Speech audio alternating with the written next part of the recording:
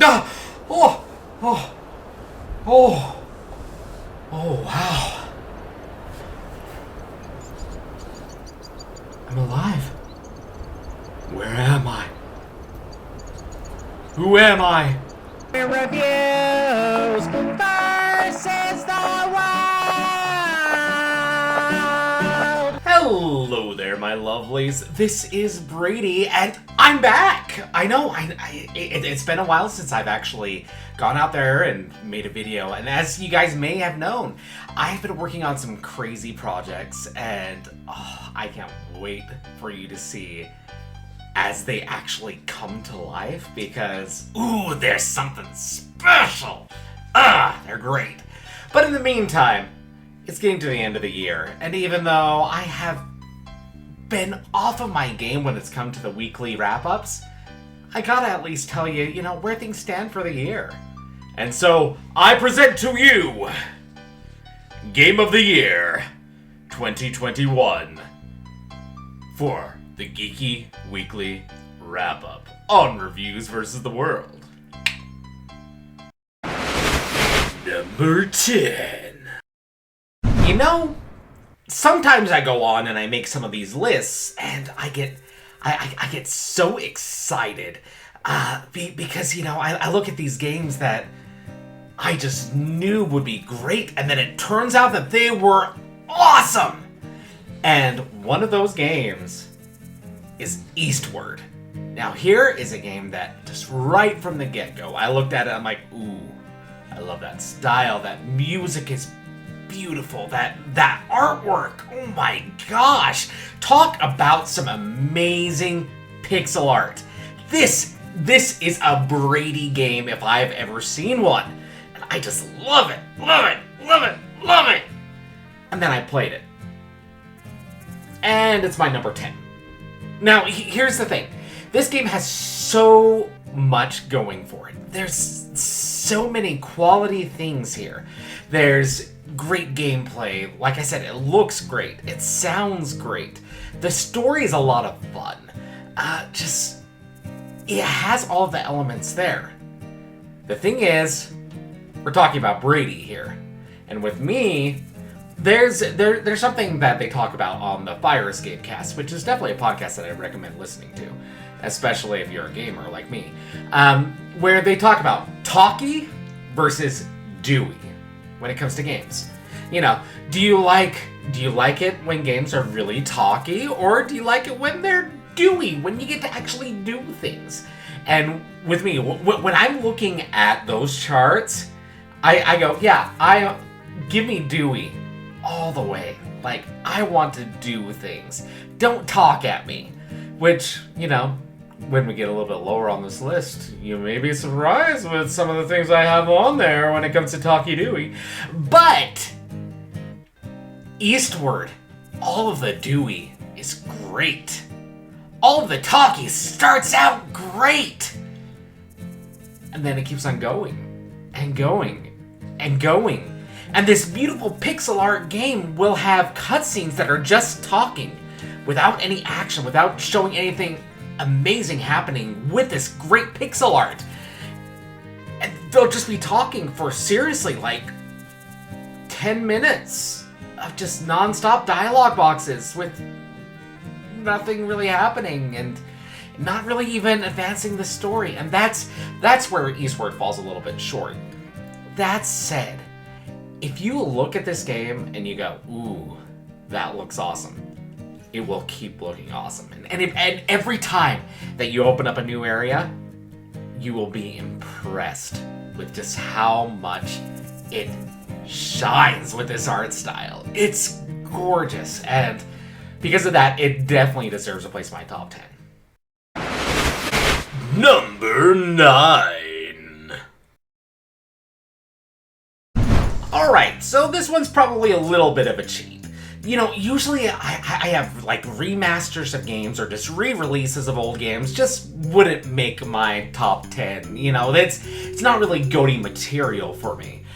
But Super Mario 3D World plus Bowser's Fury has that plus Bowser's Fury in there. And boy howdy is Bowser's Fury a lot of fun.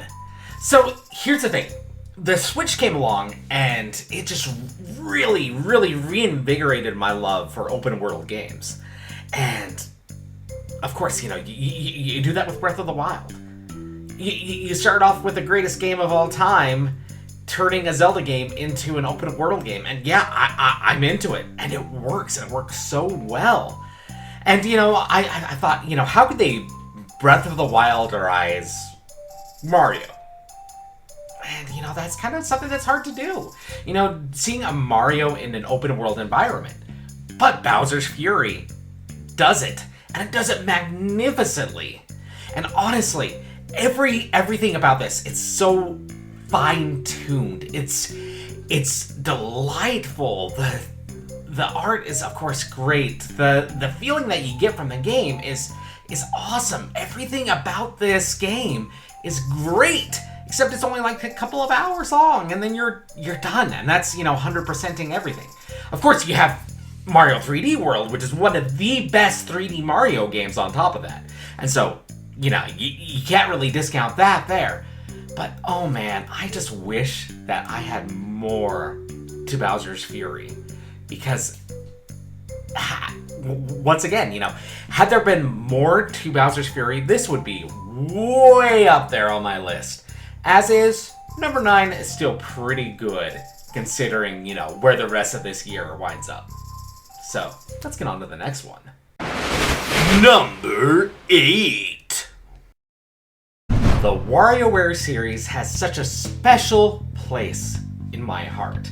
Not only is it, fun and frantic, and it has, that bite-sized gameplay that really, really shines on a handheld device, but it has a whole additional meaning for me, because my oldest, Skylar, he has autism. And he's at a point in the spectrum where, communication really isn't something that he can do very well. But one thing that he loves is WarioWare. And as soon as this was announced at E3, WarioWare Get It Together, I'm telling you, I heard nothing but WarioWare Get It Together on September 9th? Yes! Over and over every day. I mean, the hype that builds to have your child who has such a problem communicating, just, constantly talking about it. When September 9th came, oh, you better believe that we had that game, and we played the crap out of it. WarioWare Get It Together is a lot of fun. Now, WarioWare Get It Together does a few things that's different for the franchise. Instead of having, different controls that you have to kind of figure out in the moment from microgame to microgame. Here you have these characters, and they all have their own movesets, and the movesets themselves just don't change. So, with that, you have that little bit of an expectation there. But, it mixes it up because you don't know which character you're going to be using. So you have to figure out how to use a character for that particular challenge with their moveset. And, it's so much fun. There just isn't quite enough content to go around, quite frankly. And once again, that's why it's a little bit lower on my list, even though I love it. And, the other thing against it is some of the characters are just absolutely worthless. Like, Penny? Yeah, she's awful to control. I don't want to control her. She's bad. It feels bad to play as her. And I do not ever want to use her in that game. And there's a few characters like that. And that's so irritating because I find myself just gravitating towards the same characters every round. But, as I'm playing with those characters, I'm in the moment and I love it. It's great. It's so much fun. And I really, really, really recommend WarioWare Get It Together for the Nintendo Switch. Number 7. Now me, I am a guy who is all about a few different types of games. You know, one of my favorite genres is action platformer. I mean, I've already talked about Mario 3D World and Bowser's Fury here. And so, you know, you get a good 3D platformer, especially in today's day and age where those just don't happen as much. And you got me excited. Then you take that weird factor and you apply it to it. Then you really have my attention. You know, you got me going. You got me excited. But then you go ahead and you take it a step further and you go, not only is it weird, but it's also Tim Schafer. It's comedy. It's Psychonauts 2, baby. And this game is great. Everything about it. The art style is wonderful. The way that it controls is a lot of fun. The humor is great. The dialogue is well acted. It's well performed. There's so much to do, so many collectibles, and it's a lot longer than you'd expect. And considering that, you know, it's free on Game Pass, you have to go for this game. It is so good. Everything about it is so fine-tuned. And, you know, honestly, everything from this point on in my list, you can consider like 9 out of 10 or higher on my scale, because these are all bangers. And Psychonauts 2 is definitely a banger. If you have Game Pass, you gotta check it out. This game is great. Number 6. So, in some ways, this one is a little bit of a cop-out because it is a re-release. I mean, technically, these games came out on the 3DS in Japan, but they never came out in the US. They were never localized until this year. And so, dagnabbit, I'm still counting them because the great Ace Attorney Chronicles games are awesome. So, here's where, you know, remember me talking about that whole talky-Dewey dynamic? This is completely the opposite of anything that you'd expect from me. This is talky. This is basically a visual novel. So you think that, yeah, that is not Brady's bag, but there's something so special about Phoenix Wright. The art is amazing. These characters are so much fun. They're so dynamic and different, and they're just a blast. And the mysteries themselves are a lot of fun, and that's what you get with the great Ace Attorney Chronicles. You get all of that style. You get all those fun characters. But what is really interesting about this one is it breaks the mold because, you know, the Phoenix Wright games, they take place in modern times. You know, you have a lot of the modern trappings of, you know, modern law, etc., etc., etc. And here you have a completely different setting because it takes place in the past. It takes place in the, you know, late 1800s, early 1900s, and it takes place in you know, Japan and then in England. And you get to see a lot of interesting dynamics there. They really have a lot of fun with these characters in this time period because they're able to do a lot of things that other Phoenix Wright games were not able to really do because they were constrained by, well, this is modern. And here, this change of scenery honestly might make it the best Phoenix Wright games, which is saying a lot because this is a series that I absolutely adore, and these are just cream of the crop. Now, if you've never played a Phoenix Wright game or the Great Ace Attorney Chronicles, then you might not exactly know what you're getting into. It's a lawyer simulator. Well, sort of. If you were to actually talk to a lawyer and have them play this game, they'd be like, what? Because none of it makes any sense. It's all super anime. It's all way over the top. You know, nothing about the legal system makes any sense. Nothing about how you do the arguments makes sense. Nothing about the way that anyone behaves makes sense. But it's fun.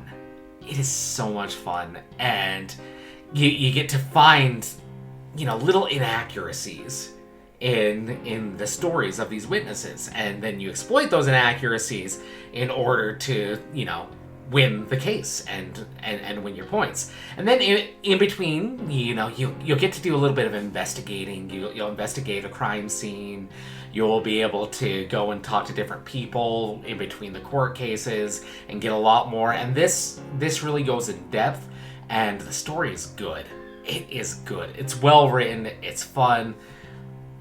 The art is awesome. The music is great. The sound effects are just iconic. Greatest Attorney Chronicles. Go check it out. Number 5.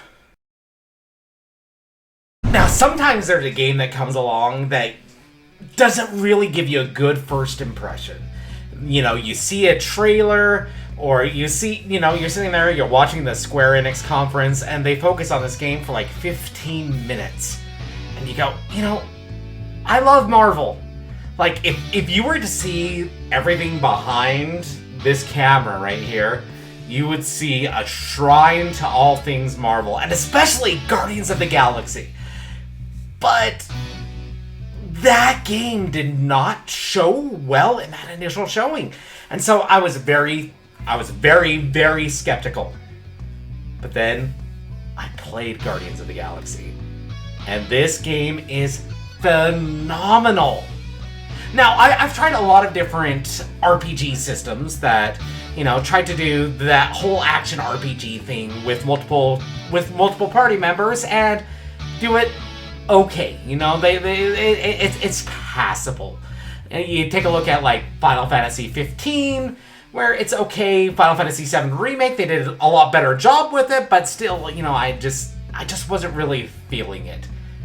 And so it's interesting that Guardians of the Galaxy comes along, and it gives me a way to interact with my teammates. And it's essentially pretty much just the whole Final Fantasy 15 model, where, you have cooldowns, and then you can issue commands for the cooldowns. Everyone has their own things assigned. But here, for some reason, it feels a lot better. And I think that's because it's the characters in this game. And they are played so well. And yeah, you'd go into it and you'd expect, okay, well, they're just going to be piggybacking off of, the MCU success with these characters. And yeah, you do get a lot of those sorts of characterizations here. But one thing that you get here that you don't really see in the movies is Peter Quill actually being a leader and issuing commands and saying, hey, Rocket, I need you to do this. Gamora, I need you over here. And then have them respond appropriately in character. And here it works well, because you're just controlling Peter Quill. You're just controlling Star-Lord. But you can issue commands to people. And, here's one of the fun things about it. Sometimes they don't exactly want to follow your commands. There's a lot of choices that you make through the game when you're not in combat. And those choices, sometimes I wonder as I've played through it if, well, is this choice really just kind of based on, different dialogue options I'm going to get afterwards? But then now I'm seeing a lot of callbacks to earlier choices that I've made, as I progress further on in the game. And I would love to sit down with some people who have played through this and maybe made different choices than I did, because I feel like the game ended in a way that was really catered to my experience. And, oh man, what an experience it was. These, once again, we're going to talk about that whole talky Dewey thing.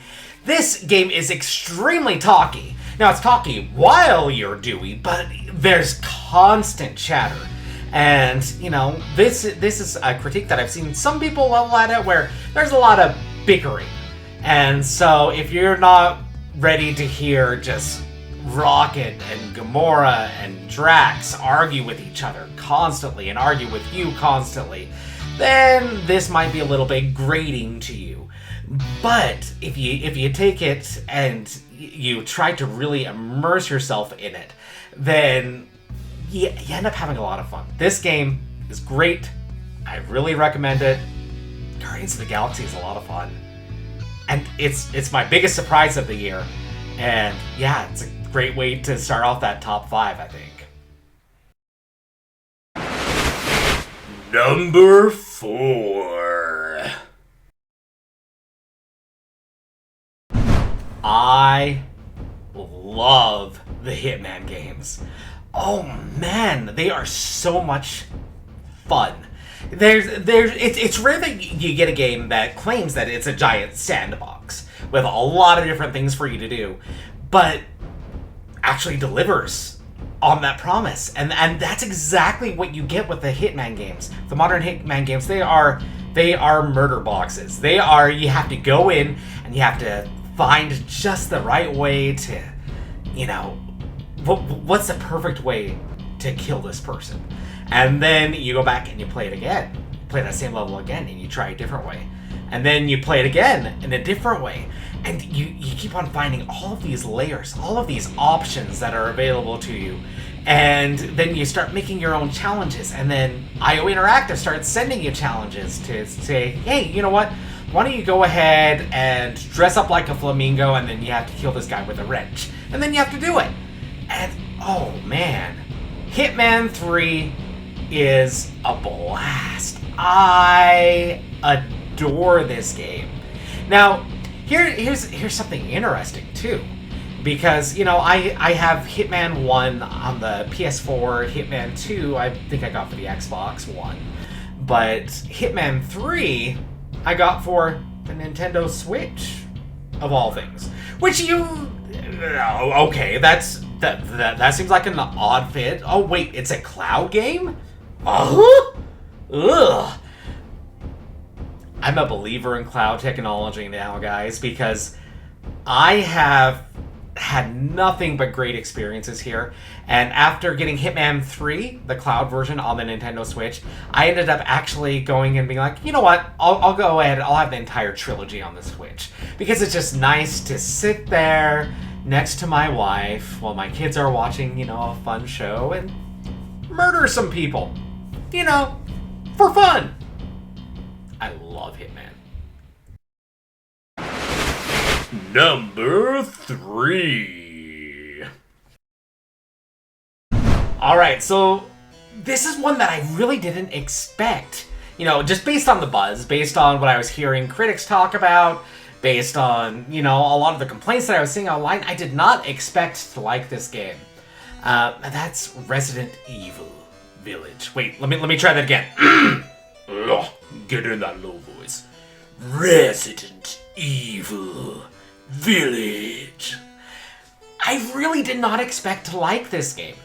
Leading up to it, I'm like, okay, well, I hadn't ever played Resident Evil 7. So I'm like, okay, I gotta play Resident Evil 7.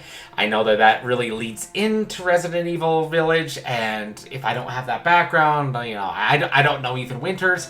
And as I played Resident Evil 7, I'm like, I enjoy this. It's a little freaky. It's a little much. I don't like the persistent threat there.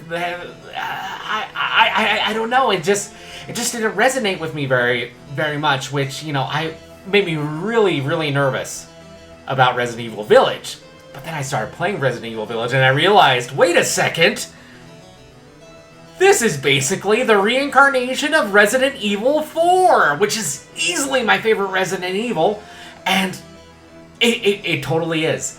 Resident Evil 4, you have to remember, aside from just being a great game, it is a game that takes this series that really took itself really seriously. And then it will throw things like like Salazar at you, and you're like, this is my villain. Okay, that's kind of funny. It goes cheesy with it, but it goes cheesy and fun, and then it just takes that action and it ramps it right the heck up, and that's exactly what you get with Resident Evil Village. It is cheesy, it is ridiculous, but it is fun. I freaking loved this game, and it had some of those very genuine scary moments too. I mean, if we're talking about all-time scary things in video games, the doll mansion, it's when you're down there in that basement and you hear that creature make that noise, and I'm not going to tell you exactly what it is, but if you played it, And it is, woo-hoo! It's freaky. And it's fun. It's fun. It doesn't forget the camp, which I can't really say about Resident Evil 7. Resident Evil 7, sometimes, it felt like it was taking itself too seriously, and you don't get that with Resident Evil Village. It dials everything up to 11, and then pushes it a few bars further, and I freaking love this game. Resident Evil Village, definitely check it out. Number 2. Oh, man. Here's the thing. I have a hard time with a lot of games where you have to be deliberate with your actions. Like, I can't do Dark Souls. I just can't. I've tried, but I hate that it's like, okay, well, I pushed a swing button 3 seconds ago, and now I'm committed to it, and now I'm dying because there's this thing about it that I didn't really expect, and now I'm dead. And it just never felt right to me. And, I remember I tried Monster Hunter World when it came out. And, even before that, I tried Monster Hunter Tri, I tried Monster Hunter 4, I tried every Monster Hunter, and none of them hit for me. And so I was very trepidatious, let's say, when it came to Monster Hunter Rise. But that demo came out, and I'm like, okay, you know what? I'm going to give this the really good college try. And maybe it's the wire bugs and, just having all of that verticality and all of that difference there that really helped me along with it. Maybe it's that you have a lot of different, more accessible weapons. I mean, the things that they did change from Monster Hunter World to here with some of the weapons, like my main is the hunting horn, and that is so much fun to just get into a rhythm with it, and then it's a lot easier to figure out and to feel like you are actually making a difference. Maybe it's the Palamutes, because, I love a doggo. They're all so cute. Whatever it is, this game hit with me in a way that Monster Hunter has never hit with me before, and I loved this game. Now, I haven't played it in a few months, but, talking to some people online, I'm like, ooh, I think it's time for me to get back into it. So I've actually just started playing it again this last week, and I've been having a blast with it. This game, it rocks. It simply rocks, and I cannot wait for the expansion next year. Bring it on, Capcom. You got 2 of my top 3, so you're on fire this year. And now, ladies and gentlemen, number 1! Yeah. It's Dread. Of course it's Dread. I mean, come on. You're talking to a guy who, worships at the altar of Nintendo. I will admit it. But, 2 of my top 10 games of all time are Metroid games. Metroid Prime and Super Metroid. Those 2 games are just so outstanding. They do everything right with atmosphere, with controls, with the way that the world is designed, with the different challenges that you have with the bosses. And then Metroid Dread comes along, and it may have dethroned Super Metroid for me, which is a huge freaking deal, because Super Metroid is one of the greats. It's one of the GOATs, the greatest of all time. And here comes Metroid Dread from Mercury Steam, who has basically just done a lot of middling Castlevania sequels and pseudo-sequels that weren't all that great. And then, yeah, they did Samus Returns, but, at that point, everyone was checked out on the 3DS, so no one really cared. And yeah, it got pretty favorable reviews, but I wasn't expecting much with Dread, and they blew me away. This game is so tight. It feels amazing to play. The world is so well designed. It pushes you towards your goals in ways that only expert game designers can push you. everything from the visual language, the bosses, oh my gosh, the bosses. They are all amazing, and they're hard. They are tough. This is a hard freaking game. And I'll tell you this much. It took me a good 50 tries to beat that last boss. But as soon as I did, oh, it felt amazing. Oh, it was just such an accomplishment. I adore this game. It's not one that I would recommend for everyone, especially if you're not very tolerant of hard games.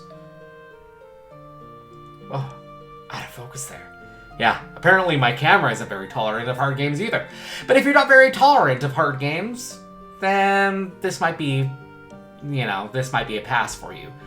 But if you like yourself a little bit of a challenge, if you like yourself a Metroidvania, if you like yourself a 2D platformer, you gotta play Dread.